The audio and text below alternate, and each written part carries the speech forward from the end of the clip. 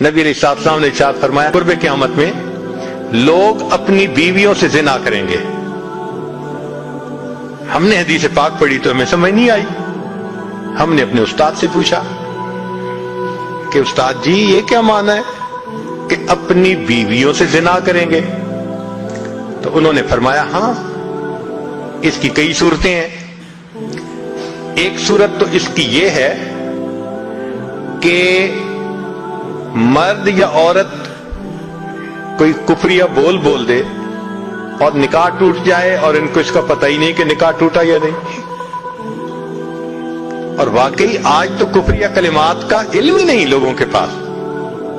بہت سینسیٹیو مسئلہ ہے یہ. مالا بدہ من میں فارسی کی کتاب ہے, ہم مفتی صاحب سے پڑھ رہے تھے تو جب انہوں نے کلمات کفر پڑھائے تو ہماری آنکھیں کھل گئیں. اس میں حضرت مفتی کفایت اللہ رحمۃ اللہ علیہ نے لکھا ہے نا, مفتی قاضی ثناء اللہ پانی پتی رحمۃ اللہ علیہ نے لکھا ہے کہ اگر دو بندے گفتگو کر رہے تھے, ایک نے کہا کہ یہ تو شریعت کی بات ہے اور اگلے نے جواب دیا رکھ پرے شریعت کو فقد کفر, وہ آدمی کافر ہو گیا. شریعت کے بارے میں ایسی بات کہہ دینا کہ رکھ پرے شریعت کو, ایمان کہاں بچتا ہے؟ سوچئے. تو ہمیں چاہیے کہ ہم علماء سے پوچھیں کہ بھئی کلمات کفر کون کون سے ہیں. یہ نہ ہو کہ کہیں ایسے جملے ہم بولیں. کئی جملے تو بہت کامن ہیں. مثلا علماء نے لکھا ہے کہ کسی نے کہا کہ کہاں رہتے ہو؟ دوسرے نے کہا فلاں جگہ رہتا ہوں. او خدا دے پچھاوڑے, خدا کے پچھاوڑے یعنی خدا کے پیچھے رہتے ہو, فقط کفر, ایسا بندہ کہنے والا کافر ہو جاتا ہے. تو ان کا علم حاصل کرنا ضروری کہ کہیں ہم تو اپنی گفتگو میں کوئی ایسی بات نہیں کہہ جاتے, اور اگر نکاح ٹوٹ گیا تو پھر اپنے ذہن میں میاں بیوی رہ رہے ہیں اور زنا کا گناہ لکھا جا رہا ہے. تو فرمایا کہ مرد قرب قیامت میں اپنی بیویوں سے زنا کریں گے. ایک صورت تو یہ ہے, یہ کفریہ کلمہ بیوی بولے تو بھی نکاح ٹوٹا, خامد بولے تو بھی نکاح ٹوٹا. اور دوسری صورت ایک دوسرے کے ساتھ آرگومنٹس, اور یہ تو ہر گھر کی آج بات نظر آتی ہے. جس گھر میں دیکھو الا ماشاء اللہ وہی حال ہے. جب شادی ہوئی میں بولتا تھا, بیوی سنتی تھی. اس نے کہا پھر, کہتے پھر بچے ہو گئے, پھر بیوی بولتی تھی میں سنتا تھا. اس نے کہا پھر, کہتے پھر ہم دونوں بوڑھے ہو گئے, ہم دونوں بولتے تھے محلے والے سنتے تھے. تو بڑھاپے میں آرگومنٹس اور زیادہ. اب ان آرگومنٹس میں ہوتا کیا ہے کہ مرد کی زبان سے کنائے میں طلاق نکل جاتی ہے. کنایا کہتے ہیں کہ لفظ تو طلاق کا نہیں بولا لیکن بات ایسی کر دی کہ جس کا مفہوم طلاق والا ہوتا ہے, اس کو کنائے میں طلاق کہتے ہیں. اب یہ گناہ بہت زیادہ ہے کہ غصے میں کہہ دیتے ہیں چلی جا, مجھے تیری کوئی ضرورت نہیں آج کے بعد. اس قسم کے الفاظ کہ جس کا نتیجہ یہ نکلے کہ تم میری بیوی نہیں ہے,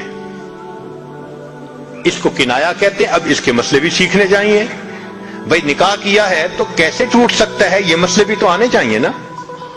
یہ کہاں لکھا ہوا ہے کہ آپ ٹیکس کے سب مسائل جانتے ہیں, بزنس کے سب کوڈز جانتے ہیں, فلاں کا سب نالج آپ نے حاصل کیا ہوا ہے, اور ایک مومن نکاح کر لیتا ہے اور اس کو نکاح طلاق کا پتہ ہی نہیں ہوتا. یہ کہاں کا انصاف ہے؟ شریعت کہتی ہے علم حاصل کرو. ایسا نہ ہو کہ کنائے میں طلاق ہو جائے, ہمیں پتہ بھی نہ ہو اور میاں بیوی مل کے رہ رہے. اور آج تو یہ معاملہ ہے کہ زبان سے طلاق کہہ دیتے ہیں, ہو بھی جاتی ہے, پتہ بھی ہے دونوں کو, مگر بدنامی ہو جائے گی, پھر ایک دوسرے کے ساتھ رہ رہے ہوتے ہیں.